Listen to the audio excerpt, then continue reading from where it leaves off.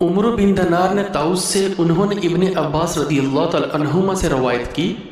انہوں نے کہا رسول اللہ صلی اللہ علیہ وسلم نے مدینہ والوں کے لیے ذوالحلیفہ، شام والوں کے لیے جحفہ، نجد والوں کے لیے قرن المنازل اور یمن والوں کے لیے یلملم کو میقات مقرر کیا اور فرمایا یہ چاروں میقات ان جگہوں پر رہنے والے اور وہاں نہ رہنے والے، وہاں تک پہنچنے والے ایسے لوگوں کے لیے ہیں جو حج اور عمرے کا ارادہ کریں، اور جو ان مقامات کے اندر ہو وہ اپنے گھر ہی سے احرام باندھ لے، جو اس سے زیادہ حرم کے قریب ہو وہ اسی طرح کرے، حتیٰ کہ مکہ والے مکہ ہی سے احرام باندھے۔ رسول اللہ صلی اللہ علیہ وسلم نے فرمایا حج اور عمرہ ایک کے بعد دوسرے کو ادا کرو، اس لیے کہ یہ دونوں فقر اور گناہوں کو اس طرح مٹا دیتے ہیں جیسے بٹی لوہے، سونے اور چاندی کے میل کو مٹا دیتی ہے،